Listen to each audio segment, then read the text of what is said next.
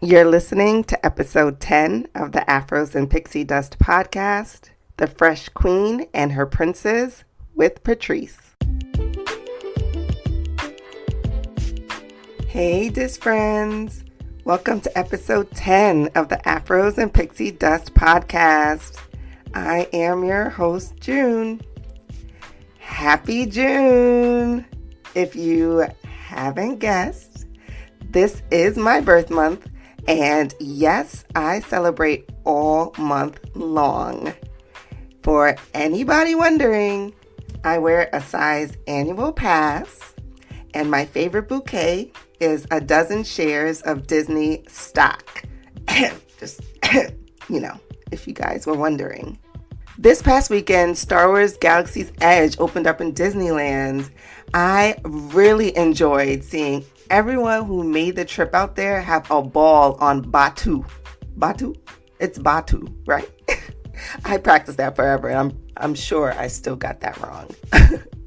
Although I couldn't be out there myself, my friend RJ was able to snag a reservation for opening night, and so I had him take over my stories over on the Afros and Pixie Dust Instagram page to share all of the fun, the food, merch, drinks, and ride.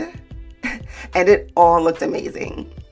I made it a highlight, so if you missed out on checking it out as a story, you can still head over there and see all the fun he had. And if you did check out the story or highlight and you loved everything about RJ, please go follow him on Instagram at _the_adventurous_RJ or on YouTube at his YouTube channel, which is called This Is How We Disney.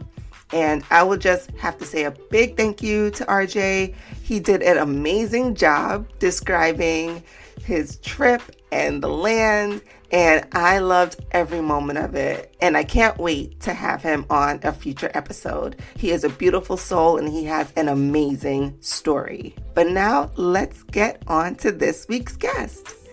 This week's guest is Patrice. She is from South Central LA and is a lifelong Disney fan. She was a former cast member and she's now a Disneyland annual pass holder. She is a mom of 2 boys who also love Disney, and she does not let the fact that they are both on the autism spectrum stop them from kicking it in the parks and beyond. This was my first time having a conversation with her, and I absolutely loved her bubbly personality, and I'm sure you all will too. And so without further ado, let's get into my conversation with Patrice. Hi, Patrice. Thanks for being on the show. Hi, thanks for having me.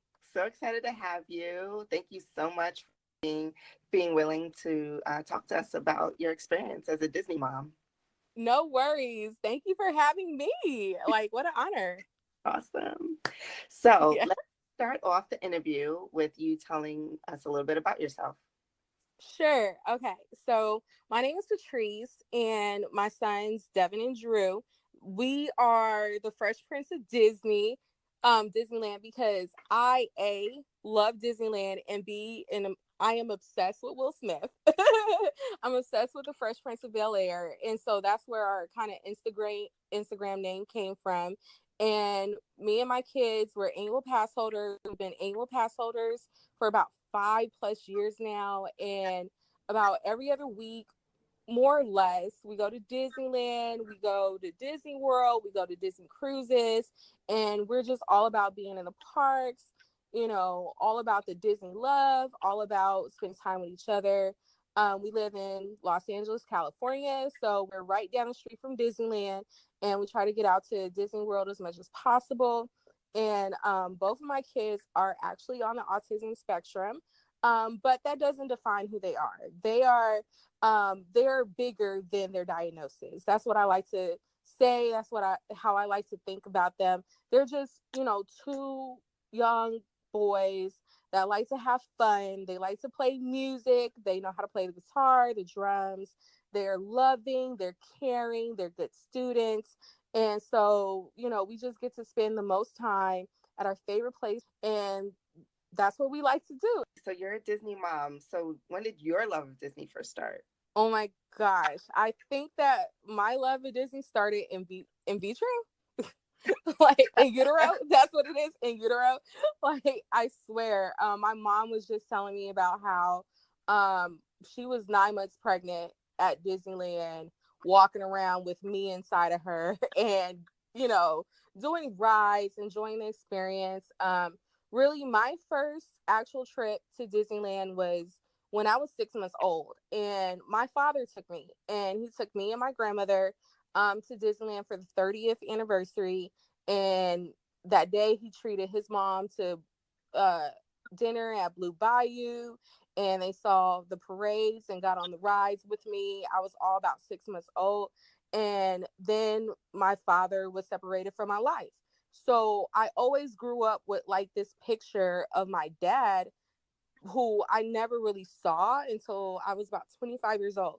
But I always had that picture of him with me at Disneyland. And on top of that, my family, we used to go back in the 80s and the 90s 4 times a year, 5 times a year, whenever we could. And so it was always a place where I associated it with family. And our family would go, we'll have a good time, we'll ride the rides, we'll see the shows, we'll do the parades.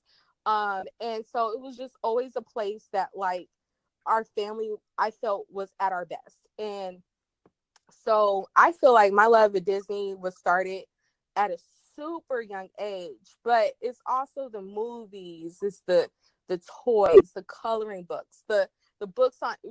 I don't know if you remember like the little records that they had where you could read the book along with the record. Like those were my bedtime stories, and so it was just something that I always grew up with. And when I was about 20 years old, I started working at Disneyland. I worked in the entertainment department, and I worked on the Parade of Dreams back in 2004. Oh my God, that seems like such a long time ago. But I worked on the electrical parade at that time. They were just starting the Pixar Play Parade. And I worked around in different areas in the entertainment department. DCA, or California Adventure, was brand new. So I got to work over on that side with the characters. So it was so cool working in that department, in that entertainment department. And later on, I ended up going into the industrial engineering department. And they would do surveys around the park, not the surveys where they come up to you and they ask you, oh, what's your email address? And we just want to contact. No, these are the internal surveys. So I was doing data entry, and I would enter in their numbers, for the special reports that industrial engineering needed to plan how many people they needed to work at a certain restaurant, or how many people they needed at a certain store, what merchandise they need to have in that store, who was buying what. And so it gave me like an inside look on how Disney operates outside of just being a fan. But when you think about all the planning that goes into making that whole thing run cohesively, it's crazy. So that was like just a dream come true to be able to work for them. And so I ended my career with Disney, but I love the fact that I could go back into the parks and be a fan now. Like I don't go into the parks and I'm like, oh, it's my off day and I'm still here. No, I get to go in the parks and have a good time with my boys and have a good time with my friends and my family. And so I'm just like, that's where we are today. So how long has it been since you've been out of working for Disney? Oh God, my oldest son, I was pregnant with my oldest son when I used to work there. That's the crazy part. And he's 12. So it's been a good 11 or 10 years that I've worked for Disney. Wow. Oh my God, I feel so old. It's okay. Time is relative. Yeah. Right. As we all learned from Endgame, right? Yeah. I haven't seen it yet. No spoilers. Okay, all right. Okay, I'm done then. Right. Moving on. No, I'm just like, I'll just play. What is your favorite Disney movie or show?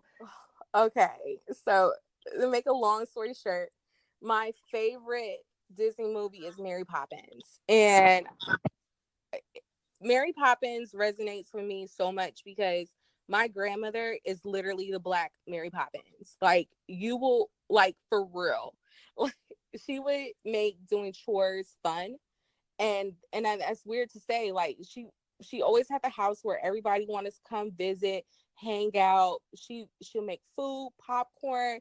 We'll do the sleepovers and she was just like just the perfect, like the she embodies like Mary Poppins to a T. And so Mary Poppins has always been something that, like, when I watch it, I see my grandmother. And so that has always been like my favorite movie. And then my second favorite movie is Alice in Wonderland, because I feel like I'm Alice in Wonderland at all times. I have never watched Mary Poppins in its entirety. What? What? No, I'm just playing. You have to go back and watch it. It's funny because I was having a conversation with someone who was like, "Do I really?" No, like Mary. Like, have you ever seen The Sound of Music? No. Ooh, okay. No, but it's all good. I mean, like, Mary Poppins is just like, I saw it the other night. Like, that's how much I love that movie. And so I definitely suggest watching it in its entirety, because if you've seen the new one, you will totally get the new one. It puts the new one in context. Yeah, I haven't seen the new one. Oh, there you go. Don't kill me. You know what it is? It's like, so like, I've never watched like The Wizard of Oz. What? The Wiz. Like, if there's like a soul version of something, that's the one that you gravitate to. I watch. No worries at all. I mean, different strokes, right? So I'm ready for, like, however they're gonna call it. Mary is Poppin'. I'm ready for that version. The merriest of the Poppins of them all. And you know what? Oh my God, that should be a thing. Actually, that should be a thing. I don't know why it's not. Because, I mean, low key, my grandmother was a nanny for like 3, non-African American children back in Chicago when she was 16 years old. She raised these whole children, and like the things that she used to do for them, like she would, for real, this is so crazy to me when I think about it. She would make them put on socks, and she would put like wax on the floor, and then turn on some music. And while they're like rolling around on the floor, you know how you do when like you have hardwood floors and you have socks on? She was like that. The floor was never cleaner. Like, I actually got them to wax the floor for me. Like, so if you see, right. So if you see Mary Poppins, her whole thing was, making what you have to do every day, putting a little bit of fun in it. Like, so if you got to take a bath, let's make your bath fun, and then the spoonful of sugar, them kids cleaned up the entire room because Mary Poppins, quote unquote, like threw a spoonful of sugar on it. And it makes the medicine go down, so yeah. Okay. But so okay. I definitely think now. it should be the merriest of Poppins. Like, we should have that. let's yes. All right, cool. Let's pitch that to Netflix. Okay, maybe I'll watch it with my daughter maybe tomorrow. Just have a little movie night, Awesome. Okay, well, you know what? You've opened my mind, because I've been trying to push myself to do it. Well, And when Disney Plus comes on, that's when you should do it. Because Disney Plus is going to release all the old movies. That would be a perfect time to, watch it with your subscription. Yeah, that's when you do it. So go ahead and wait until it come out. So save some money. Because it's going to be winter time. Right, so I ain't going anyway. Let's save some money in the process. Yeah. Exactly. So, which characters would you identify with most? Do you think you identify with Mary because Poppins? I'm the opposite of that. Oh, yeah, Alice. No, I don't even identify. Well, I identify with Alice in the fact that, like, she eats a random mushroom and she grows bigger and smaller. She's like, what the heck just happened? I don't know. Like, maybe because I'm always like, I don't know what's going on. No, but I feel like I resonate with Winnie the Pooh because I'm always hungry. I am always hungry. Like, oh my God, I'm such a foodie. So, I feel like I'm always in search of, okay, where's my next meal gonna come from? We need to eat. Well, I give props to Winnie the Pooh because I had said this in another episode. Like He be dropping jewels. does. He does. Like that's the thing about it, is that sometimes the most simplest of minds, they look at the world in a different perspective, that often that where they can drop the jewels, because they're looking at it from the outside. They're not really looking at it from the inside, and they're not really overthinking it. So they say what comes to their mind versus what's already pre-planned versus what they should say. So yeah, you're kind of right about that. Huh. Yeah, and it can be the simplest of statements, but like when Kind you of read it, profound. you're like, oh, I never thought about it that way. Facts.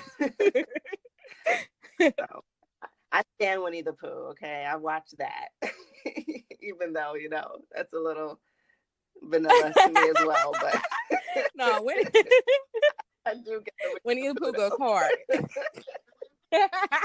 Yes. Oh my God. For a separate conversation, my mom, when she went to college, she wrote like a whole thesis about how Disney characters are actually pretty dark. So yeah, Winnie the Pooh, what was Winnie the I forgot all of her little gems, but basically she diagnosed all the Pooh characters. Peter Pan had the, never grow up syndrome. Pinocchio was a compulsive liar. And so let's hear a little bit more about your story. Sure, why not? So you go to the parks pretty often. What are some of your favorite things to do when you're in the park? Me, it's all about the food. Like, I want to eat when I go to Disneyland. I have gone to Disneyland just to get a pretzel. And that's what happens when you have an annual pass and you're bored. You're like, you know what? I'm in the mood for a Mickey shaped pretzel. Let's get in this car and let's head on over. Get what? But for my kids, they like to go they like to go see the shows. They like to go see the performers. They like to be part of the show. They like to dance along. They like to sing along. And so it really gives them an opportunity to just have fun and, dance in public, sing in public. They're not judged. They're not like, oh, wow, you're weird because you're dancing along to that parade. No, they just get to be like their natural selves. And then besides that, it's the rides. Like, I am always down to get on a ride. All of them. I will ride all of them. So yeah, going to the parks, that first thing we do, we look at that entertainment schedule. Okay, what show can we catch today? What have we missed? Okay, it's not too late to do that. Let's go do that. And I do want to give a special shout out because my kids are like literally the biggest fans of the Fat Cat Swingers. And they're a local band in California, but they perform during Food and Wine, and they perform during the festival holidays. A lot of times you can catch them at downtown Disney performing on that stage right there by the Disneyland Hotel. And they're like a modern swing band, and so they play like a lot of like retro songs, and then they also throw in like some Disney songs and give it like their swing band twist. And honestly, like my kids can't get enough of them. Like when it's the holiday time, when it's the festival of holidays, we go like, oh my God, every week just to see them. And literally one time we missed them and they cried. Like my kids were devastated. They're like, wait, you mean to tell me we're too late? We can't see them? And like they know the band members by name. They come out and they greet everybody after the shows. Like they're the nicest people on earth. But yeah, so we go and we just love to see the shows, and I like the food, and we might get on a ride or two. So what would you say is like your favorite ride? God, that's hard. That's a hard one. That's actually hard. You would think that I think right now it's a Disney World ride. It has to be Flight of Passage. I don't blame. I did that ride like 3 times in one vacation because I'm obsessed. I was like every single time I had a day in Animal Kingdom, I was like, okay, so Flight of Passage is the ride that I have to do every single time, and don't judge me for it. It's yeah, it has to be that one. In Disneyland, it's hard to say because I have a lot of, I don't know, like it's so many favorites that it's hard for me to pick one. But right now I'm obsessed with the Incredicoaster. I'm obsessed with that. Okay. Like we've done that one twice, like back to back in a row, because that is my kids' favorite ride right now. I love Guardians of the Galaxy, but my kids refuse to do it, so I haven't done it in about a year and a half. Of all those rides, which one is worth waiting online for? None of them. Get a fast pass. Ding, ding, ding. If I don't have a fast pass for it, I'm not riding it. I don't care what it is. There But you know go. what? You know what? It's and even then, like it's easy for me to say that because I have an annual pass. I could go whenever I want. Disney World, not so much. I mean, flying to Florida is a whole thing. So it's like, but at the end of the day, if I don't have I'm not waiting 3 hours for Flight of Passage. I'm sorry. If I don't have a fast pass for it, I'm not doing it. So so it's hard to say. I honestly, I'm not waiting in line for any of them. I am that type of person, like we'll do it next time. Let's move on. I mean, for some people, they're cool with it. Like I could tell you, I've maybe gone in the queue for Flight of Passage once. Wow. And I will never do it again. Right. It's hard. Like, I mean, my kids, again, they have special needs, which are a whole separate issue. But for me, I'm not waiting in that line either. So, what is my problem? Like, I have no problem. That line is way too long on any given day. I'm sorry. And I feel Very true. I do feel like that now that Star Wars Land is getting ready to open at Disney World, maybe, a lot of the people that would be in line for Flight of Passage are going to move over to Star Wars Land. I could be wrong, but, that's my general prediction. One can only hope. Let's cross our fingers. Yeah, I mean, Seven Dwarfs is still can be very long times, and Good point. Slinky Dog just opened, and Flight of Passage is still Good point. Like no joke. So it's hard. It's hard to say. Like I think people, when you're going for specific things. Yes. So the group going to Animal Kingdom, they're gonna want to, majority of them are gonna want to try to get to Flight of Passage. So you make an excellent point. Yes. Mm-hmm. But we can hope and pray and cross our fingers and, sprinkle some pixie dust on it. Who knows? Just keep looking for the fast pass. That's all. Exactly. I am the one who wakes up at 2:00 in the morning, California time, to book fast passes. Like that's how we get down around here. I just said it. I just make a schedule. Mm-hmm. Yeah. I set an alarm. So I am a Walt Disney World, not local, but like that's my home park because I'm on the East Coast. Yes. And so Disneyland has the Max Pass, and that is something you have to pay for, correct? And I pay for it with I have no problem paying for it. It makes your life so much easier. They built it onto the annual pass. And so we have the Signature Plus. So we automatically get the Max Pass. So it's not even something that I think about when I think about cost. But the Max Pass is before at Disneyland, there was no, you get up 60 days and you plan your fast passes at Disneyland.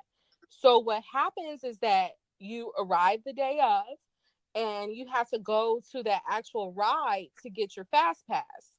Now, I'm lazy and I don't want to walk all around the park. What would end up happening is that, we're at Peter Pan, for example, and we want a fast pass for Space Mountain. We would have to walk all the way to Space Mountain, scan our ticket to get the fast pass slip. And then we would return to Space Mountain when it was time for us to return. Now, what ends up happening with me is that I would lose that ticket every single time. It was at least once a trip that I would lose the ticket. So there go your fast passes. They're gone. Forget it. Like, before Max Pass. So now I do it straight from the phone. I go in, I select the fast pass that I want from what is available, and we're all done. We don't have to leave the area that we're at to go to another area to sign up, to go to another area. It cuts down on the amount of walking you have to do around the park. And then at the end of the day, because it's on your phone, I don't have to worry about carrying around them little paper fast passes that I swear to God, either I would lose them or I would come home and I empty my pockets and I have like 6 fast passes for stuff we never got on. And then in 2 hours, you can make another fast pass reservation. So you don't even have to, let's say your fast pass is for Space Mountain. It's at 8 o'clock at night, but it's 4 o'clock in the afternoon. 2 hours later, you can sign up for another ride. And so to me, that's totally worth it. But then they also added on like the fact that you have all your photos. So whenever we would go to a photo pass, you automatically have those photo pass downloads. So it literally pays for itself when you think about that alone. You know, you get off of a ride, you don't want to just take that picture with your phone of you guys on the ride. You could download it straight to your phone with the Max Pass. And not only that, but you take the pictures in front of the statue or the partner statue, where you take a picture in front of the castle. As long as it's a photo pass photo, you know, those automatically get uploaded to your Disneyland app. And that to me, that pays for itself. Because as a single mom, as a single mom, you know, I'm never in the picture. I'm always the one taking pictures of my children. But with with Max Pass, I'm able to be in the picture of my children. And really, like, if you go on our Instagram page, all the pictures with me and my 2 kids in the same photo, that's because the photo pass person took that picture. And so it pays for itself. It's like $15, I think, per person. But with certain annual passes, you could either pay additional and get it added on, or it comes with that pass and it pays for itself. I love it. I love it. So it's weird because when you are a person that go to Disney World all the time, you're used to the way that Disney World do things. But if you go to Disneyland all the time, you're used to the way Disneyland do things. And that's why I'm a Max Pass fanatic. I endorse it. I approve this message. Cool. I've never used it. I've only been to Disney California Adventure. So Okay. I mean, I can't wait to go to Disney. I'm hoping to make it there this summer with the family. But yeah, I think you might have convinced me to get the Max Pass. I was like, do I got to spend more money? Yes. What's going on here? Right. It's but the thing about it is that you don't have to get it for your entire visit. If you only want it on your Disneyland day, for example, or you have a park hopper, you only want it for one day, you can only get it for that one day and you're straight. So if you have a family of 4, that's $15. Oh God, my math is horrible. That's $60. But Memory Maker is like $169 prepaid. So if you look at it for the photos alone, plus you have the option of making your fast passes on the go, then you're already saving. Oh my God, look at me. Why am I not a Disney salesperson? I'm sold. Yeah. I went into the wrong business. What am I doing? It's never too late. It's never too late. It's never too late. Yeah. So, you talked earlier about your boys, Devin and Drew, and how old are they? Devin is 12 years old and Drew is 10. And I say that with like an asterisk because they have a different mindset. So Devin is really about 8 to 9 years old, and Drew is more along the lines of a 8-year-old. So they're kind of, the way that they're, I hate to use the word disability, but for lack of a better word, the way that their disability works, like Devin and Drew are pretty much the same age. That's how I look at them. But yeah, Devin is 12 and Drew is 10. Okay. And when were they officially diagnosed with autism? Devin was diagnosed when he was 2. And it took about 6 months for him to be fully diagnosed. So really about 1.5, that's when, and again, my Mary Poppins grandmother, my grandmother noticed the signs. And she came to me and she was like, Patrice, I'm noticing signs. And by the way, my grandmother was a special ed teacher for 36 years. She noticed the signs right away. And I was like, I literally told my grandmother this. I was like, how dare you ever say that about my son? How dare you ever say that something's wrong with him? Nothing's wrong with my kid. So it took me a good 3 months to realize that I need to at least get him tested. And throughout that whole time, you know, by the time he was 2, he was finally diagnosed with having autism. And with my youngest son, Drew, it was a little different for him because he didn't have the same symptoms as Devin, but Drew didn't talk. He didn't talk until he was about 3.5 years old. And that kind of made made everybody that was evaluating him kind of nervous. Like, you know, will he ever talk? Is he ever going to say words? Like, we just didn't know. And so he was diagnosed later at about 3 years old. He was diagnosed. And it's difficult because as a parent, you have to kind of come to that realization that, yeah, something is a little different about my kid. But the sooner you come to that realization, the sooner that they can get the help. And sometimes I get down on myself because I didn't want to accept it at first. At first, I was very defensive about it. And then once I accepted it, I was able to get him the help that he needed. And I'm speaking in terms of my oldest son right now. So, you know, it took a long time for me to get on board. But once I did, I was fully on board with it. I was like, whatever you need to do to help my kids, help me help them. And so, you know, they went to special schools. They had occupational therapy, they had speech therapy, they had every type of therapy you could possibly have. They had all that outside of school as well as inside of school. I had people coming to my house like 3 times a week to do speech therapy with my youngest son. I had occupational therapists teaching my oldest son how to hold a spoon, how to ask for things that you need, how to, you know, how to behave. And it's weird because as a person that doesn't have those issues, it's like all of that stuff came naturally to me. But for my kids, it wasn't so natural to them. Like my oldest son didn't know how to play with toys. He would just sit there and he would self-stimulate. Like he would twirl his fingers in the air.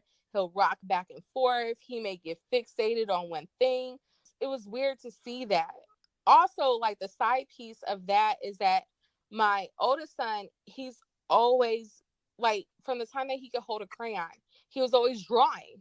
He would It was times where I would buy printer paper, like 500 sheets of printer paper, and he would go through that in a weekend. He was always drawing pictures, always.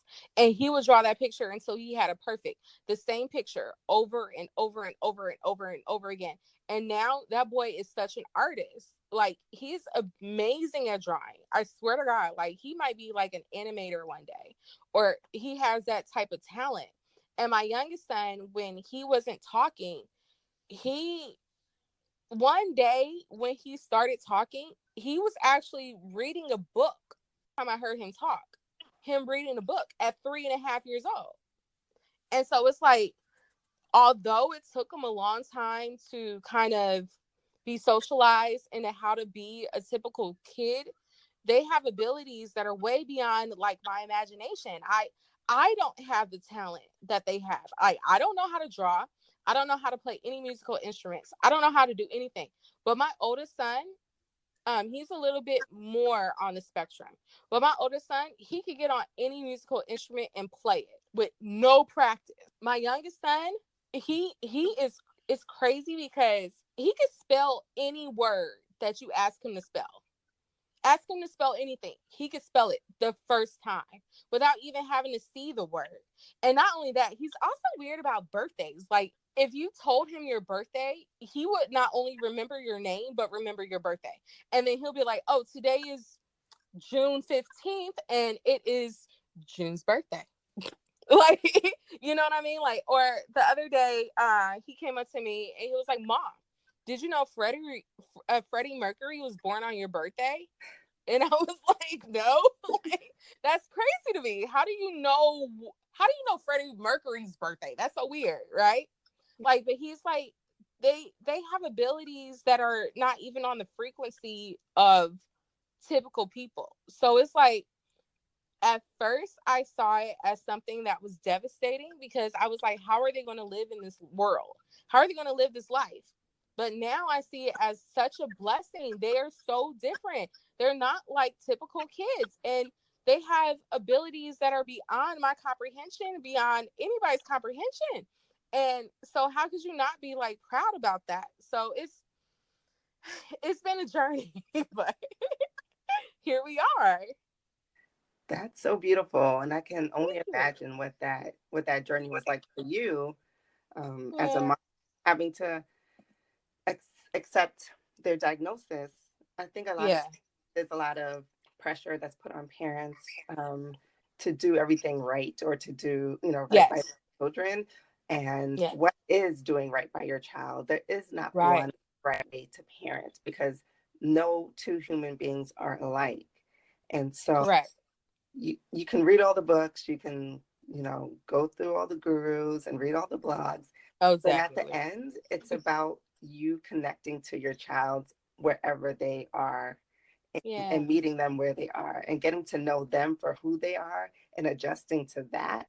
And Right. sounds like, you're doing it. And so I applaud you. Thank you. Thank you. I'm gonna take my bow. No, but Yes. you know, I was one of those parents who literally read every single book, and I was the one obsessing about, okay, they shouldn't eat this way, they shouldn't do this, they shouldn't do that. And then I realized that that still wasn't working either.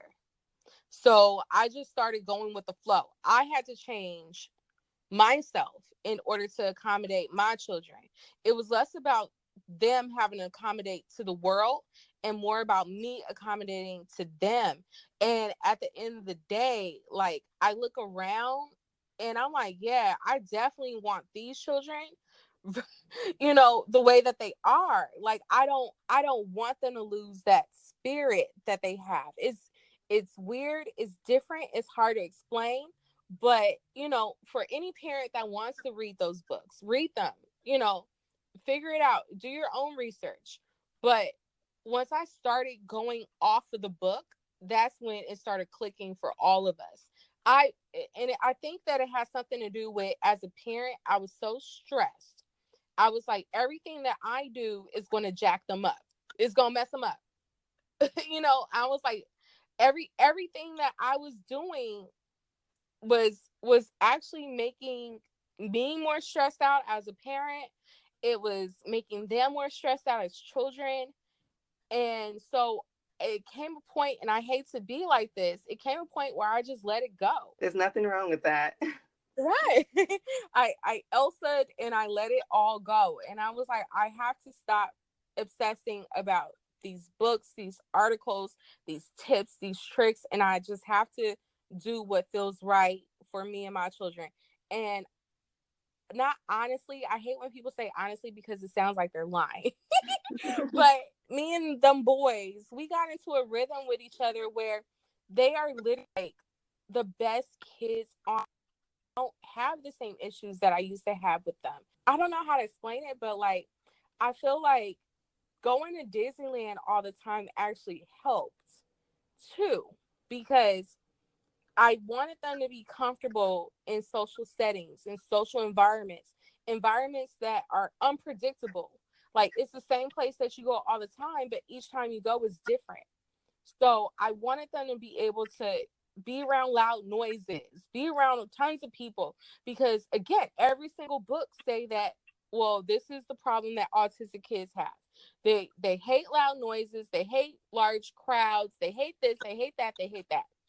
So I was like, well, let's expose them. Let's get as much of these things as possible in their system, so that when they are out there in the real world by themselves, they can handle it. And for me, like, it's totally works. Like, my kids wouldn't sit down at a restaurant. They would not. They would not sit down in a restaurant. I was that person that had the leashes. Like they're not leashes, but like they're little cute little backpacks. But at the end of the day, it's a leash. You know what I mean? I I have was one the too. one with two It's kids okay. running around in different. I mean, I was that parent. People were saying all types of stuff about me, all types of everything. But taking them to Disneyland all the time, they were exposed to those things that would otherwise irritate them and cause them to have meltdowns, cause them to have tantrums. Now we go in and you would think these kids are pros. They know where everything is. They know how to handle themselves. I could trust them to be by themselves for a little bit. Like they and then it translates into the real world. When we go to the grocery store, I don't have to worry about them running away. I don't have to worry about them getting lost in the store. I don't have to worry about them throwing temper tantrums at the post office or at the Target or wherever we would go. Our everyday life became easier as well. So I think Disney has been the best therapy for them. That's amazing. They have Disney therapy. Yeah. Well, I mean, if there's any kind, that's the best kind, right? Yeah, I think so. Like I think so. I think it's much more fun than sitting down in front of a occupational therapist and them telling you, okay, sit like this, say this, do this. It's much more fun to like be in the real world. You get to practice those skills that you're learning every single day. Exact. In the field training. Can't be better than Mm-hmm. Mm-hmm. that. So what are That's some strategies that you've come to use with them in the parks? so we're not the ones to rope drop. We're not the ones to stay until it closes. We are the ones who show up at Disneyland at 2 o'clock in the afternoon and we're out the door by 7 or 8. And even then, that's a long day. Like we take tons of breaks. I am not opposed to the fact that if we do have a fast pass for a ride, and let's say that it's something that we all really want to do, I am the one to be like, no, like we need to take a break. We need to rest. We need to regroup and regather ourselves. And then we'll see what happens. If we could get on the ride, that's great. If we can't, it will be okay. So we take a lot of breaks. And then it takes us longer to do things. It takes us longer to use the bathroom. It takes us longer to eat. It takes us longer to just walk to places. Oh my God, because my oldest son, I swear to God, I love my son. I love him. I love him. But he for real has the attention of like a goldfish. And I'm like, Devin, come on, hurry up. Devin, walk. Come on, hurry up. Stay with us. Devin, all day long it's me trying to get Devin to keep up with us. So what I do now, I keep up with him. If he's walking slow, we're all walking slow. We're taking our time. We're not in a rush to do anything, even when we're on a vacation, or especially when we're on a vacation. When we went to Disney World in August last year, all they wanted to do was get in a pool. All they wanted to do was swim. I had fast passes, I had dining reservations, I had shows, I had this, I had that, but ultimately I was like, you know what? Let's just kick it at the pool. So, being a parent with special needs children, sometimes you have to let go of your agenda and then be on their agenda. If they don't want to do it, if they're not moving fast enough, don't make a big deal out of it, but just kind of be on their page. And I don't know about you, but I grew up with old school parents and they're like, no, the kid's going to do what I tell them to do because they're kids. And I'm more like, no, I kind of let my kids kind of plan the day. So I'm always the one like, we're going in, we're about to make a max pass reservation. I'm always like, what do y'all want to do? This is what's available. What do you guys want to do? And that's how we survive going to Disneyland so much and going on these trips. That's the only way that we would have made it through. The other night, like we were at Disneyland on this Saturday night for May 4th. And I wanted to get on again. I wanted to get on Guardians of the Galaxy so bad. And I almost convinced them to do it. And I made a fast pass for it. I told both my kids, I was like, I give y'all $10 each if we get on this ride. Like I even bribed them. And we were standing in the line, and all of a sudden I see my kids' faces as we get closer, and they look like a ghost was about to, a ghost just came out of nowhere and just scared them, or they looked like they were going to be sick. And I was like, you know what? Do y'all really want to get on this? And they were like, nope. And I was like, get out the line. let's get out the line. Like, no, we're not getting on this. And the cast member was like, are you sure? And I was like, yeah, no, my kids said we're not going on it, and we're not going on it. That's how you do Disney. I feel like, but that translates to typical kids too. That's how you do Disneyland with kids. I agree. You can have your itinerary and your Excel spreadsheet and your color-coded laminated cards. Girl. If your kids don't want to do it, I mean, better luck next time. Like, you got to roll with the punches. Yeah, because if they don't want to do it, ultimately it's gonna suck for everybody. Like, yes, I want to do it, but they're gonna be crying and they're gonna be miserable, and then I'm gonna have to deal with that. And let me tell you about the Excel spreadsheets, because I live by Excel spreadsheets, especially when I'm doing a Disney trip. And every single time when I plan things to a T, my kids are miserable. So I just don't plan to a T anymore. Yeah, there's been times where I've gone a little too overboard. And lately I've been kind of just rolling with it. And they enjoy their time when we kind of go full throttle. I mean, right now they're still instructors, so it's easy to get them from point A to point B. Yeah, kind of keep them distracted. But I think as they get older, you're gonna have to give them a little more free reign and give them a little more autonomy. And at that point, their experience and their enjoyment, they can choose what they feel is gonna give them the most enjoyment and the most fulfillment. So I totally agree. Yeah, the Uber planning has to kind of take a back seat at times. Well, this is how I solve it, because I am the Uber planner. Like, I get so much enjoyment when I'm sitting at work and I'm planning out my Disney vacations. And that's what I do in my spare time. And especially with Excel, I'm such a geek. Oh my God. Like, I love Excel. I do Excel just for fun. That's me. That's the enjoyment that I get. But what I have to do, I have to have that Excel spreadsheet on my phone. But if it doesn't go that way, I had to teach myself how to be like, it's going to be all right. Because it's like, if the kids were like, nope, we're not going to do it, it would make me a little bit sad. Yeah. I was like, but you don't understand my spreadsheet, right? And they're like, we don't care about your spreadsheet. But it was a give and take. It was, yes, I plan out all these magical things for us. And yes, I still got to go with the flow. So if things don't go the way my Excel spreadsheet went, then I'm still going to have to be okay with our trip. I can't let the fact that our plan didn't go the way I wanted to go ruin the rest of the trip for them. A side note, I went one time with just me and my boyfriend, and I cried on Main Street because we had a reservation. And I was like, you're not walking fast enough. We're never going to make it. Like, what the heck? I did that with my boyfriend. And he was like, girl, what is wrong with you? And I was like, I don't know. I don't know what's wrong with it. You're right. Like, what is going on?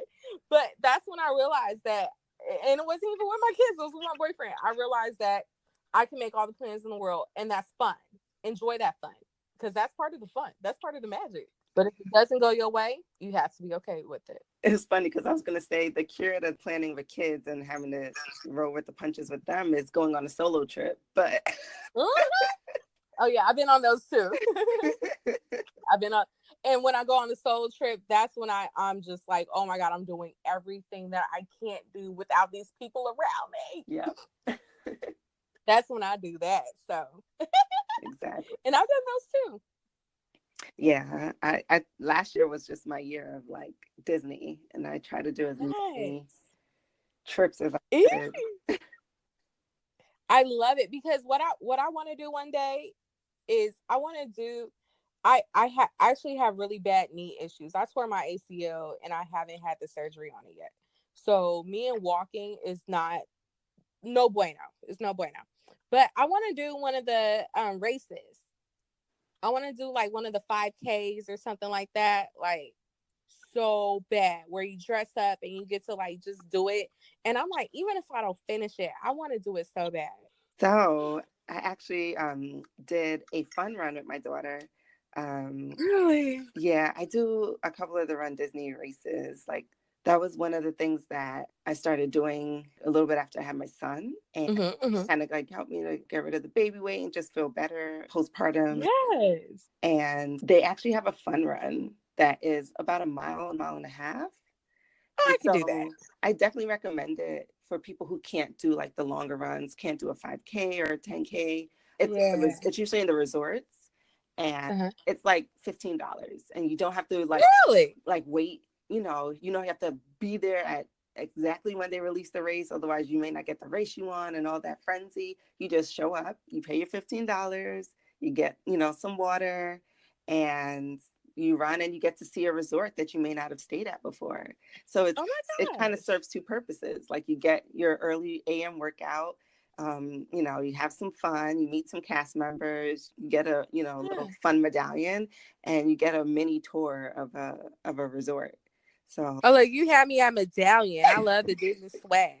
yes, yeah, we did Oh my the one god. at Port Orleans called the Oh. beignet dash, and that Oh my god. yeah, and you get That's so beignets at cute. the end, so it was amazing. Oh my god, I love it. And I gotta look into this Yeah, because it's not timed, so you can run, walk, however you want to do it. It's about a mile and a half. Takes you throughout the resort. It's a beautiful scene. The scenery is really yeah. nice. You get, a little Mardi Gras medallion beads kind of. Wow. You get to take some pictures, and you get to go to the food court and get beignets at the end. So, Look, you had my son at Bengay. No, you had me at medallion because I'm a Disney hoarder, but you had my son at Bengay. yeah. He loves the beignets. Oh my god, that I see. That's the thing about it. I didn't even know about that, and I try to keep up with everything, and it's impossible to keep up with all the things that they have going on all the time. And so, oh my gosh, you gave me a new idea. Now you gave me a new excuse to go to Disney World. Well, Ugh. do it, girl. Now I'm gonna have to go because I have a whole separate Excel spreadsheet for like just my monthly budget where I do like how like in the old school days like you used to balance the checkbook. Well, I balance my checkbook on Excel, and so now I'm gonna have to try to figure out how I can do like that because that's right up my alley. That's exactly like what I want to do. But I know that like somebody's gonna have to carry me off if I do like the actual marathon run. Somebody's gonna have to like cart me off in an ambulance. Like I'm gonna be tore up. Yeah, But I haven't even put myself up to the marathons. I took a little break from running this fall, yeah, and I really, really wanted to do the 2020 marathon, but yeah, it doesn't look like it's going to happen. I'm okay with that. I'm rolling with the punches, but yeah. definitely like the half marathons, I really enjoy. They're really great. There's medical tents every I'm gonna mile. need Like one. they'll take care of you. Don't worry. You won't be stranded like in the parking lot somewhere. That Florida heat is the absolute worst. And coming from California where it's a cool 70 degrees all year round, I can't handle it. Like, I can't handle it. So the heat alone is going to cause me to have like a heat stroke, let alone like the walking and the all that. I'll be passed out on the side of the road. That's my fear. So that's why I'm always like, nah, I just can't do it. I can't do it. But now you convinced me to do this. Yeah, I think the fun run is definitely a good option just to start. Yeah. My kids will love it. They could do that. Yeah, That's something that we yeah, could I do did it with my together. daughter. We had so much fun. We were kind of just strolling. We were just because I was like, oh my God, this resort is mad nice. And I was just taking pictures Right? and like looking Right? around. And I didn't know we were the last ones. They were waiting on us. I was like, oh my bad. That It time. was That's what's great. up. That's the time where you can enjoy that, right? Exactly. Yeah. And And yeah, it was a great, but Port definitely worth Orleans, it. Riverside, and French Quarter is just so beautiful. That's one. So, okay, Disneyland, I'm a Disneyland lover, Disneyland at heart. But what I have to give up to Disney World is all the resorts. They're so beautiful. Like, I want to say it every single one. I don't think I've came across a Disney resort that I was like, nah, I can't stay here. And especially like the Port Orleans, Riverside, it's just, we have a lot of family in New Orleans. And so, like, I've been to Louisiana, and oh my God, it looks just like that. I come there and I'm just amazed. And so to be able to do the run in that area and that scenery, oh my God, that would just be so much fun. I'm looking forward to it. Now I'm going to have to figure out my life. Yeah. Definitely is worth it. Yeah, yeah. Let's talk a little bit more about the parks and your sons. Have there ever been any challenges that you've encountered at the Oh park? yes. Oh yes. It God. Okay, so one time, once this is the only time that it just sticks out in my brain. Like one time my son had a really bad meltdown inside the parks. And all I could think about is there's people with their cameras out, like this is going on somebody's YouTube or Facebook. Like it's going to be this angry lady yelling at this kid. You know what I mean? So at in that moment, I wasn't even yelling at the point. It's weird because how I react to things is naturally like, how does it look from the outside? So my son is yelling at me. He's throwing a temper tantrum. He's rolling around on the ground. He's acting up. He's having a full on tantrum. And I had to figure out how to compose myself in that situation. And that was one of the hardest moments in Disney that I've ever had to experience in my life. I didn't know what to do. So again, like what I always come back to is that I stop. I shut down. I just don't deal with confrontation ever. I never have and I never will. I'm not a person that deal with confrontation well. So I literally had to pull him to the side and I had to explain to him how we can't be doing this. We can't do this in public. And he still was. So we had to go all the way back to the car. We went all the way back to the car. And I was like, look, I will drive away. We will go home. Don't do this to me in public. Please don't. And so as a kid with special needs, because a lot of parents with kids who have autism, they experience the same thing. I see it in my circle. And so I'm just the one that's like, let's remove ourselves from that situation. Let's go to a different venue. Let's discuss it somewhere else where we're not in front of people, where we're not causing a scene. And so that's exactly what I did. I went to the car, I discussed it. And at the end of the day, my youngest son, who had been acting pretty good the whole entire day, he was like, wait, so we're going to go home because he was acting up? What do you do as a parent? What do you do with that? My oldest son is acting up. He doesn't deserve to be there. My youngest son, who's been good, he's been acting right, he does deserve to be there. What do you do? And so I was just like, we all just need to talk as a family. We need to talk. And I had that type of relationship with my kids where I'm like, look, you can't do this. You can't act like this in public. I get things are hard for you right now, but this is not how we behave, period. And think about your future. If you act like this in public when you're 20 years old, think of how you're going to be received. And you're not going to be received well. So let's fix it. Let's adjust our attitude. Let's take a break. Let's drink some water. Let's get some air. Whatever you need to do, but you need to fix your life right now. Right? And it's weird because when they were little, it was different. I couldn't reason with them like that. But now that they're older, I can. It happened about 4 or 3 years ago. So he was relatively around the same age that he is now. But because I've established those boundaries with him, those guidelines, he was able to receive that message. Now, was I still mad at him when we got home? Yes. That's a whole separate conversation. But at least we were able to go back inside the park so we can enjoy it for my youngest son.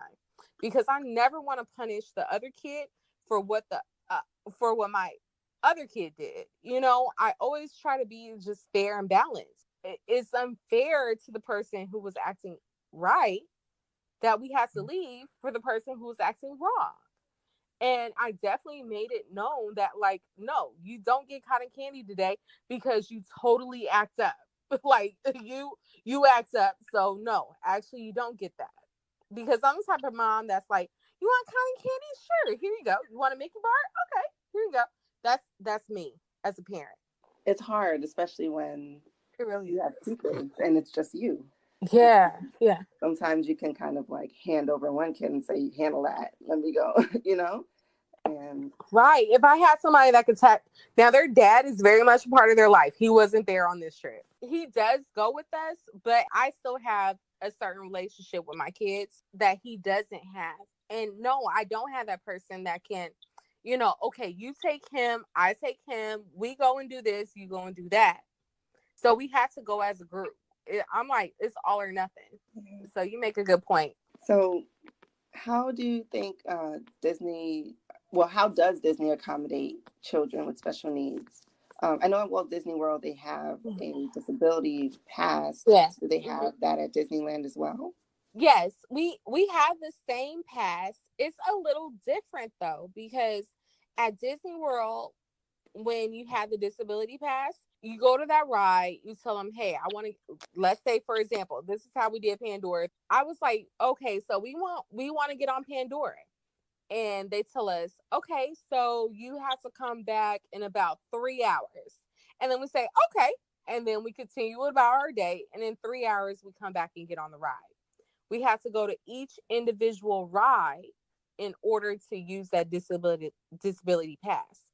The way Disneyland does it is a little different. They have guest service booths. There's like 4 in Disneyland, and it's about 3 in California Adventure. And so you go up to the booth and you say, hey, I want to ride cars. Let's say you're in Disneyland and you're like, I want to get on Radiator Racer. And they're like, okay, you can come back at this time. So I like the Disneyland system better than I like the Disney World system because, again, I have knee issues. So walking to that ride, for them to tell us to come back in an hour, means that I have to walk somewhere else and then walk all the way back. And that's hard on me as a parent. But it still means that my kid is not waiting in that long line. Because despite all the therapy, despite everything that I do to accommodate my kids, especially with my oldest son, he could get into those spells where it does bother him and he will start to self-stimulate. He'll start to maybe discomfort other people around us. If we're standing in a line, he might start talking to the other people in line, start up a whole conversation. And they're like, we don't want to talk to you, random kid.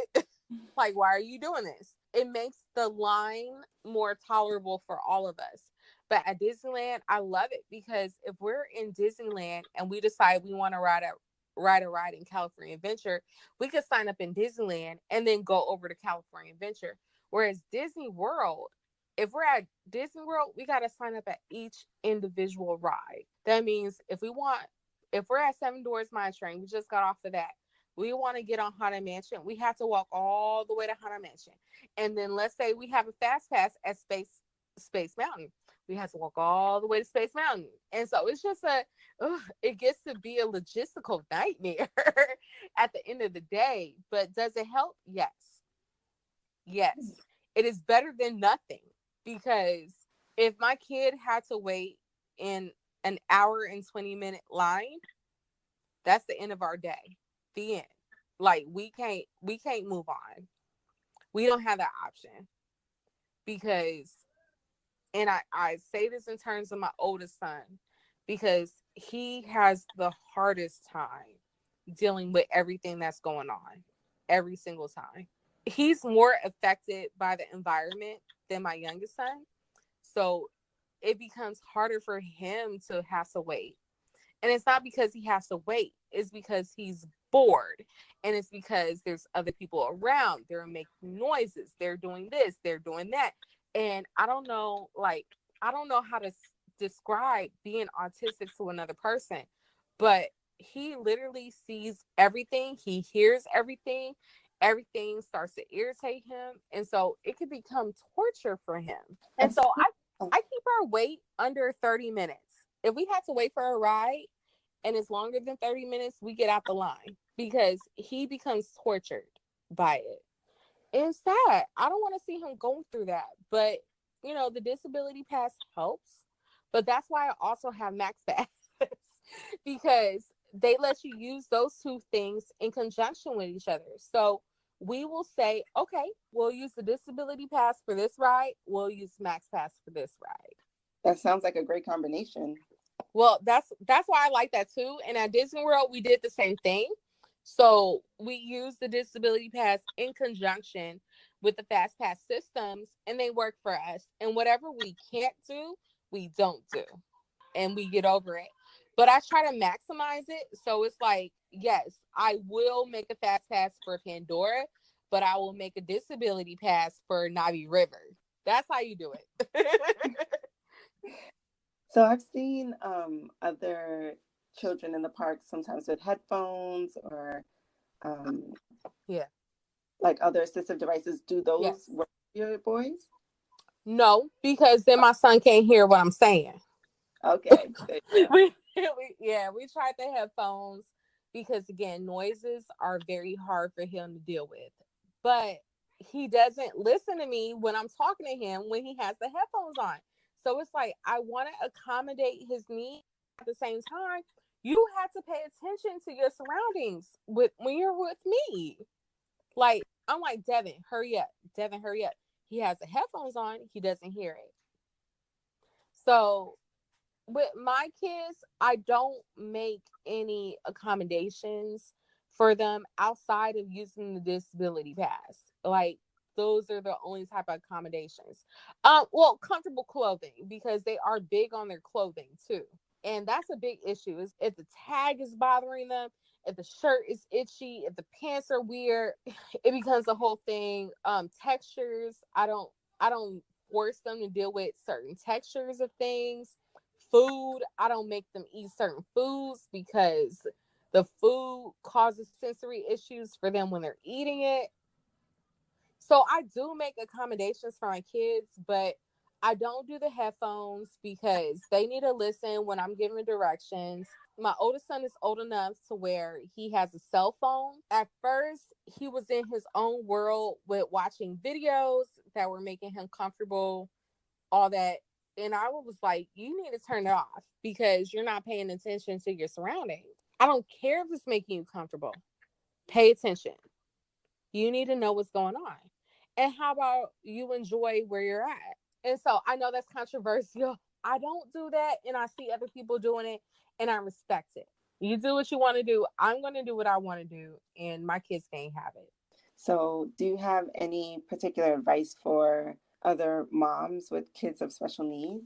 Yeah, well, what I was saying before, you take the breaks. You can make a plan. That's fun for you. But don't hold the kids to that plan. If things fall through, roll with it. Also, this is the advice that I have for other parents. Oh my God, budget, budget, budget. Just pay extra for it. Like, my thing, okay, so I really wanted to see fireworks at Disney World, right? So, you know what I did? So that we didn't have to wait for the fireworks and stand with all the groups of the people and all that. I paid for the fireworks package. So that way we can watch fireworks in peace without a horde of people standing next to us. You know what I mean? So it's like budget, plan ahead, do all those fun things. As a parent, the fun thing is like planning out every single thing that you want to do. Realize that it's going to cost a certain amount of money. It's going to be expensive. Don't cut corners. Just accommodate your life to where you can fit that into your budget. And oh God, I'm going to sound horrible, but pay to make things better for yourself. Oh, that sounds horrible. No, Wait, no. So nope, cut that out.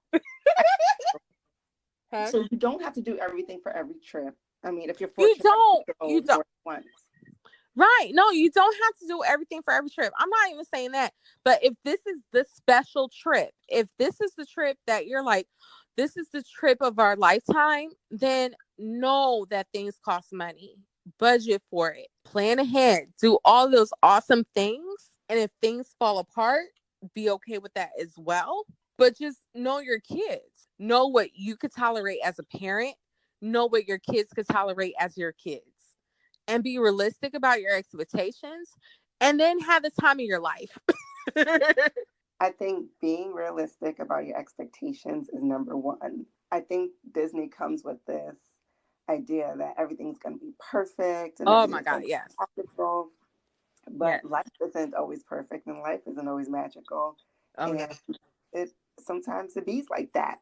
And Yeah. as long as you understand that things Yeah. happen, as long as Yeah. it's an egregious error or something that was a gross mishandling of Right. a situation, Right. you got to go with it.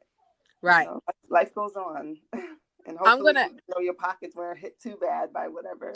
You No, know, they probably will be because Disney. no, but They I'm out talking to get like every dime.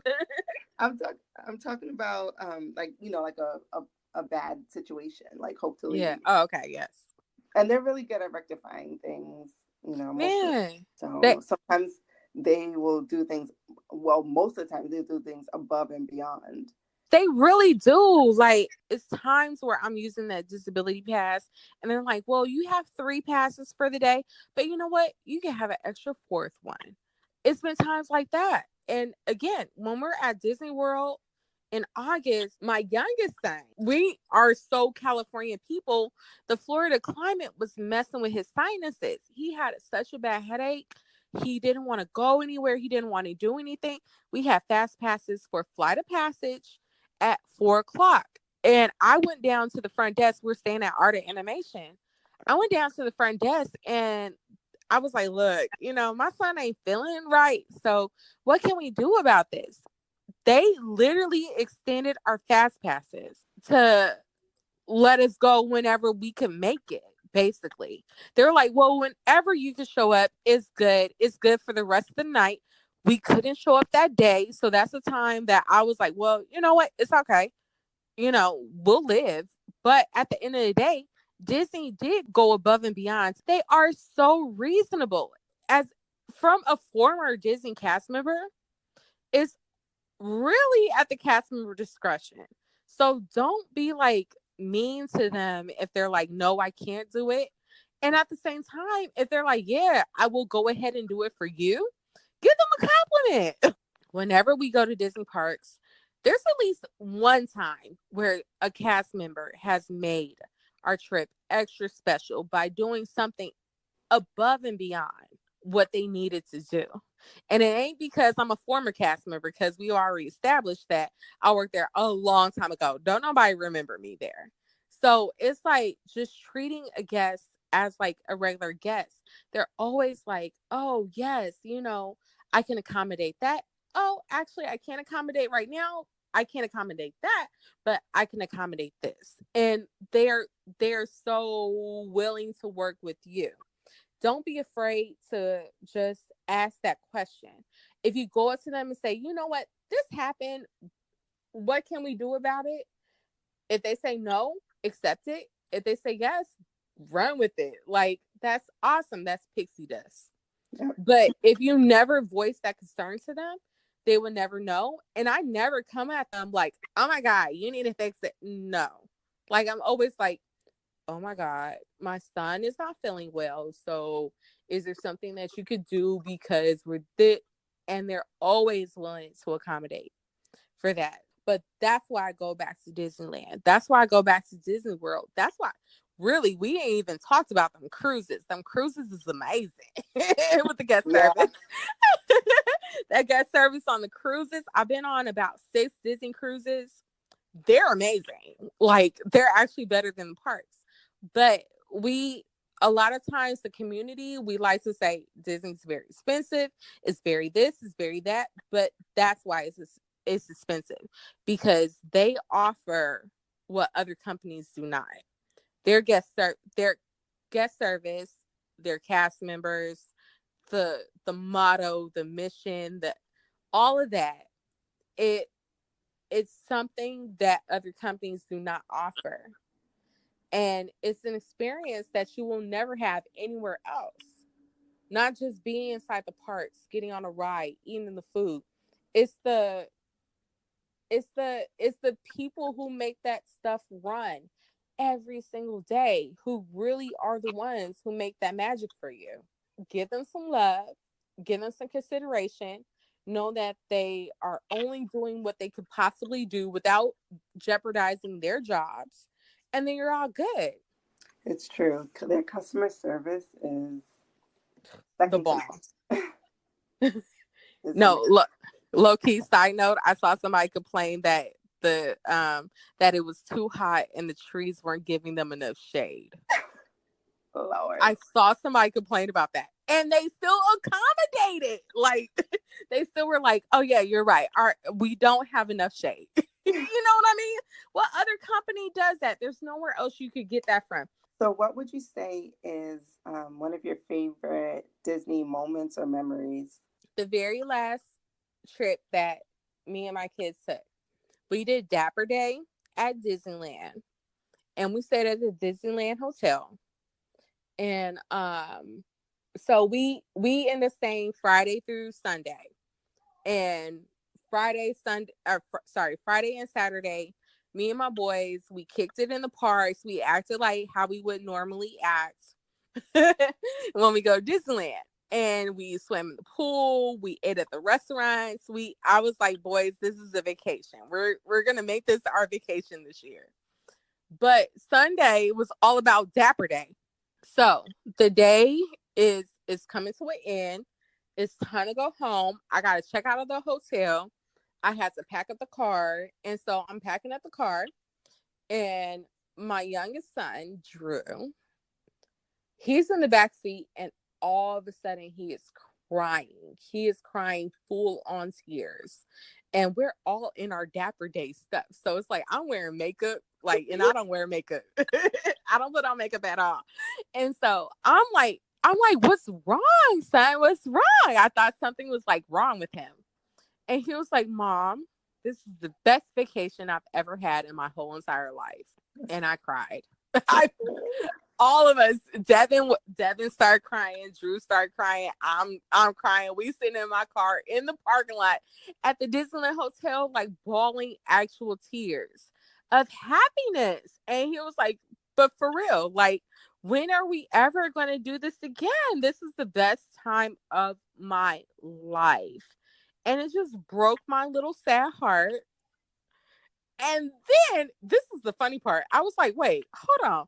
We just went to Disney World. So that wasn't the best time of your life. I was like, we went on a cruise. Like, we did all this. What? Are you serious? Like, the Disneyland Hotel was the best part of your life. But it just made me feel so good as a parent, because that's why you do it. So, what is one thing about yourself that you would like for everyone to know? I would like everybody to know that I'm obsessed with Disney. No, I'm just playing. I want everybody to know, if you have a person with autism in your life, love them and treat them like they're typical. Don't treat them like they're different. Treat them like they're typical. All they want to do is just be people in this world. It's weird. I'm going to go off on a weird tangent. It's like Ariel being a part of this world.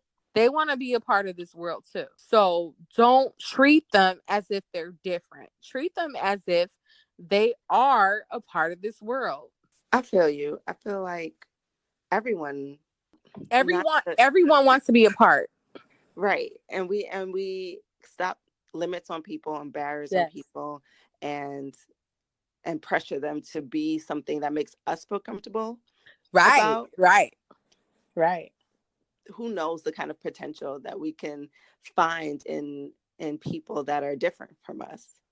That's the key. Don't put your pressures on them. Accept them for who they are and make them feel a part of whatever is going on. That's all they want. Like, life isn't made for one particular type of person. We all have a personal journey. Yeah. And everyone else is just a character in that person's show. And I've always felt that way. Oh my God. You gotta step back and let that person be who they are, because it is their life.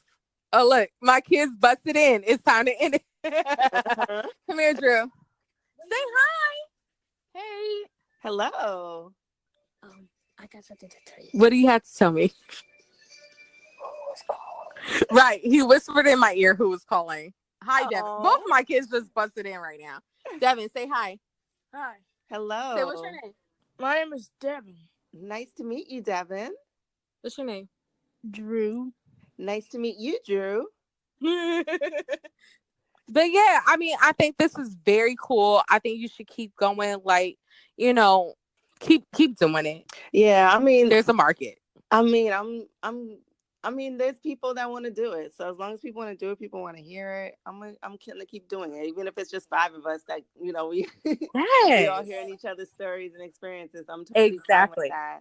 Because the whole point of kind of joining Instagram and like building my Instagram platform was to find more Disney fans of color. Because I was able to find that. I mean, I wasn't really a big social media person, but I wasn't able to find that conventionally, I guess, in the few Facebook groups I was in. So that's why I kind of branched out and went to Instagram. And I would when I would find one person of color, I would stalk everyone they were following, all their followers, and then go down that path.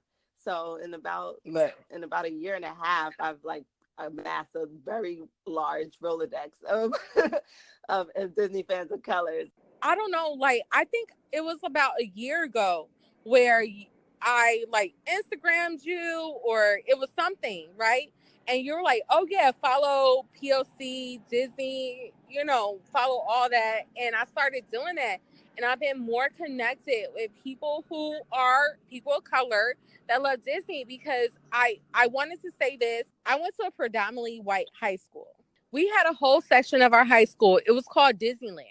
And you know why it was called that? Because only white people kick it there. And that drove so many issues to me. Even then, when I went to school back in 2004, I was like, oh my God, like, I go to Disneyland, so what are you trying to say about me?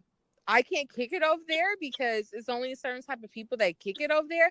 It's weird. It's weird that we have those notions that only a certain type of people can enjoy this. And out in California, I don't know what it's like out in Florida, but out in California, we have Knott's Berry Farm, we have Six Flags.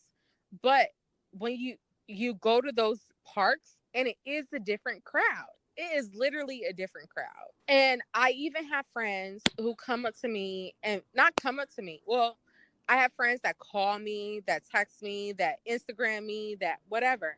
They're like, oh, you're so lucky that you get to go to Disneyland. What I want to emphasize is that it's not about luck. I don't get any discount. I pay full price to do this. You can have the same enjoyment as I have. Plan, budget, do whatever you need to do, but you can enjoy this too. You could do what we do. You could do what other people do. And there's other people who do the same thing that I do too. So it feels like really good. It feels good to have a community of people that understand or have the same fandom that you have. It feels good. Yeah, I feel like it's important to be able to connect with other people that share similar interests. Right. You don't feel like you have to go on air to speak to them. You really don't. You can kind of make pop culture references that they will understand, just a different whole way of bonding and experiencing this thing that you really love with people that may kind of get you on a different level. Don't get me started, because it's like it's hard. It's like, well, growing up in California, there's a lot of people who go to Disneyland throughout their lives, right? That's what we do. If you haven't been in Disneyland by the time you're 20, that's weird. Like, we're like, what's wrong with you, right? But at the end of the day, it's a certain level of people that go all the time. And that's what my community don't understand. I want them to understand that it's okay. If that's what you want to do, that's what you want to do. No, and a lot of it is about mindset. So yes, I'm sure many people can do it, but they don't want to eat sandwiches. They want to they want to get their Starbucks every day. So it's like, right. Okay, Starbucks is your Disneyland, and that's fine. Right. But right. I'm not going to judge you for going to Starbucks every day and getting that, extra Definitely. that, people do. I'm not going to judge you for that. That's your thing. That's your guilty pleasure. Definitely. That's how you enjoy yourself. That's fine. I equate it to Jordans because back in the day, I used to buy Jordans for my kids, Jordans for me, because I was like, oh, if I have a pair of Jordans, I'm gonna buy my kids a pair of Jordans, right? So I would buy us a pair of Jordans like every 2 weeks whenever I get paid. And then I started to realize every time I bought them a pair of Jordans every 2 weeks, I could have went to Disneyland. I could have went on a vacation. I could have went somewhere. I could have did something else with that money. I spent $300 on Jordans every 2 weeks. Okay, we definitely can afford an annual pass. And I used to go out and club. I used to go to the clubs every week. I feel like I spent minimum $100. So I feel like every time I went to the club, we could have went and did something together. I'm the only one who got to experience the club. I'm the only one who got to get dressed up, go fancy, look nice, floss, do whatever. But now my kids get to enjoy it with me and I get to enjoy it with them. And so all that money that I was spent investing in looking nice, going to a nightclub, kicking it, doing whatever, popping bottles, like all the little dumb stuff that I used to do, I now invest that money into us having experience with each other. When I was 16, my mom sent me to Europe. She sent me to Europe all by myself with my school. How many trips to the club was that for my mom? It was a lot. Mm-hmm. She spent a lot of money for me to go kick it with my high school friends. And so I want to pay it forward to my children. I don't ever want to feel like they missed out because I was too busy doing what I wanted to do. And so it's like all the material things, they come and go. Like I look at all the Jordans I done bought over my life and I still buy Jordans. So, but I do my Excel spreadsheet to figure that out. But I'm like, all the money that I spent doing that, cleaning their shoes, making sure they look nice. Oh, guess what? These are garbage now. So let's buy some new ones. Okay. All the money I spent doing that, we could have been doing other things. And that's when I made that transition, we started having a better relationship as well. I hope that they do remember this. And I hope it does make them better people for the future. That's all I can hope. If it doesn't, I feel like I have the memories. Like I remember all the good times we had with each other, and I have more good times than I have not. That's what Disney is about. That's what Disneyland, that's what Disney World, that's what the cruises, Alani, who knows? That's what it's all about. So yeah. I have one more question. Oh, sorry. Look, I'm so cool. Sorry. I done talked on forever. I'm sorry for you. So first of all, I don't accept apologies because everyone is who they are, and it's okay. So don't apologize for speaking your heart and speaking your mind. I really do appreciate it. I do appreciate no worries. Your point of view. So I accept your apology. It's okay. Where can people find you if they want to learn more about you and your family? So you could definitely find me at Fresh Prince of Disneyland on Instagram. And that is the only place you can find us because I'm horrible with social media. That's cool. And I will link your page in the show notes. And I don't know what social media etiquette is because I feel like no worries. Everyone kind of has their own rhythm, their own tolerance, and no one should feel obligated to have to keep up with this thing, unless it's something they feel comfortable with. Because then it feels like a job, it feels like a chore, it's not something enjoyable. Yeah. And that's what it should be. It should be something that you enjoy, and something that you get some kind of positive experience out of. So do it how you gotta do it. Yeah. My main goal with that page was that it really all started with me being like, I want people to see autistic kids having the best times of their life, along with the fact that we go to Disneyland, Disney World, Disney cruises all the time. But I want you to see them living their best lives. So yeah, like it's no rhyme, there's no reason, it's just us. And so that's what you get when you follow us, or if you see us. Even if you see us in the parks, stop and say hi. Like, I'm not opposed to that either. But yeah, it's just a space where we could be authentically us. I love it. That's beautiful. And I think that's like totally the Disney spirit. I think Being so. yourself, be I think so. comfortable in a place Yes. where, it's all love. If you think about it, like, God, make another short story very long. But if you think about it, that's what Walt wanted. When Walt Disney started Disneyland, he wanted a place where he could go hang out with his daughter. And that's what me and my kids do. It's a place where we can go hang out with each other. And we don't have to worry about anything else. We just worry about having fun. We eat some good food. We see some good shows. We get on some rides. And then we go home and we're a family. And we get to do those things with each other. And that's what I love about it. Yeah, it's beautiful.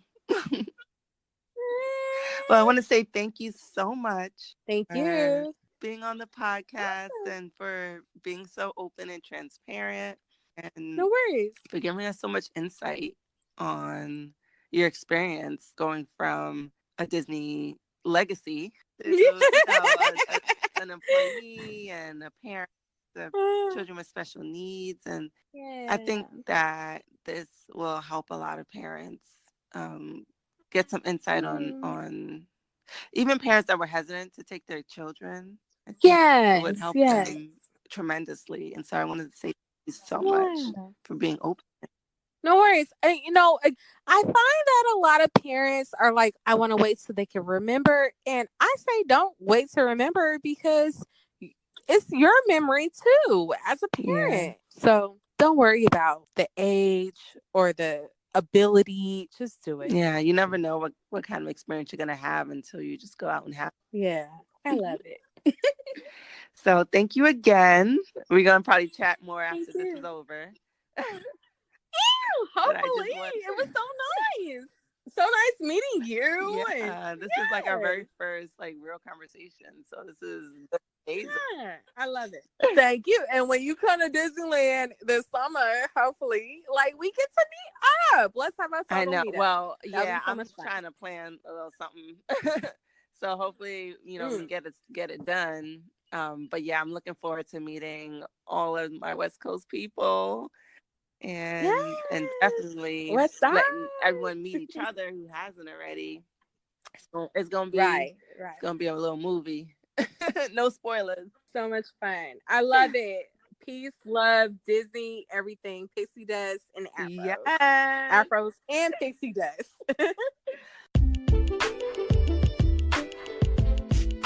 You've just heard my conversation with Patrice.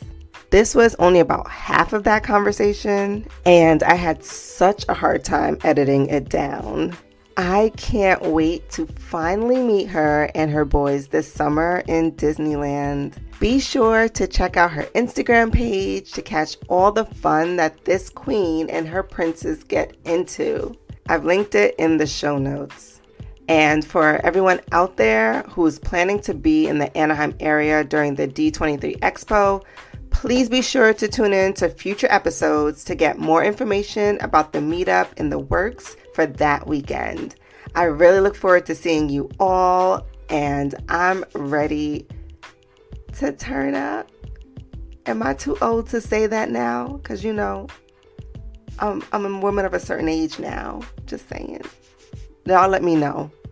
But anyway, the POC-owned small business for this episode is Do Well Sandwich Co. It is a catering company that's located in Chicago, Illinois, and it's owned by Michael Wells, who happens to be Devin and Drew's dad. They specialize in box lunches, catered meals, and craft lemonades. So if you live in the Chicago area, please be sure to check out their menu. It's on their website at www.eatlivedowell.com, and follow them on Instagram at Mr_do_well to find out where their next pop-up location will be. And as always, if you've enjoyed what you've heard, please be sure to rate, review, subscribe, and share this podcast with all of your friends. And also be sure to join the Afros and Pixie Dust Facebook group so we can talk more about our Disney fandoms. So until next time, never stop deep conditioning or pursuing your happiness.